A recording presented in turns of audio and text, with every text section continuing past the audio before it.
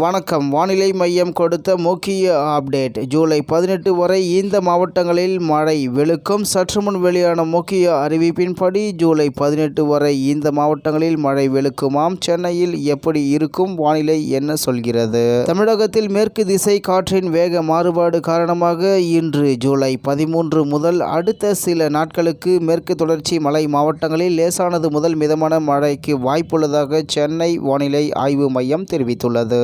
செய்தியை முழுமையாக கேட்கறதுக்கு முன்னாடி நம்ம சேனலை சப்ஸ்கிரைப் பண்ணலாம். சப்ஸ்கிரைப் பண்ணிக்கோங்க. மறக்காம பெல் பட்டனை கிளிக் பண்ணிக்கோங்க. அப்பதான் நம்மளுடைய அப்டேட்டட் நியூஸ் உங்களுக்கு உடனுக்குடன் வந்து சேரும். தமிழகத்தில் வறண்ட வானிலையே நீடிக்கும் என்றாலும் தலைநகர் சென்னையில் வெப்பத்தின் தாக்கம் அதிகமாக இருக்கும் என எச்சரிக்கப்பட்டுள்ளது. இதற்கிடையே வங்கக்கடல் மற்றும் அரபிக்கடல் பகுதிகளில் சூறாவளி காற்று வீசக்கூடும் என்பதால் மீனவர்களுக்கான எச்சரிக்கையையும் வானிலை மையம் விடுத்துள்ளது. இது தொடர்பாக சென்னை வானிலை ஆய்வு மையம் வெளியிடப்பட்டிருக்கும் அறிவிப்பில் மேற்கு திசை காற்றின் வேக மாறுபாடு காரணமாக இன்று ஜூலை 13 முதல் ஜூலை 18ஆம் தேதி வரை மேற்கு தொடர்ச்சி மலை மாவட்டங்களில் ஓரிரு இடங்களில் லேசானது முதல் மிதமான மழை பெய்யக்கூடும். ஏனைய தமிழகம், புதுவை மற்றும் காரைக்கால் பகுதிகளில் பொதுவாக வறண்ட வானிலை நிலவக்கூடும். அவ்வப்போது ஓரிரு இடங்களில் லேசான மழை பெய்யக்கூடும். மேலும் சென்னையை பொறுத்தவரையில் இன்று வானம் ஓரளவு மேகமூட்டத்துடன் காணப்படும். அதிகபட்ச வெப்பநிலை 38 முதல் 39 டிகிரி செல்சியஸை ஒட்டியும் குறைந்தபட்ச வெப்பநிலை 28 முதல் 29 டிகிரி செல்சியஸை ஒட்டியும் இருக்கக்கூடும். வெப்பம் சார்ந்த அசௌகரியம் ஏற்படக்கூடலாம். மேலும் மீனவர்களுக்கான எச்சரிக்கையில் 13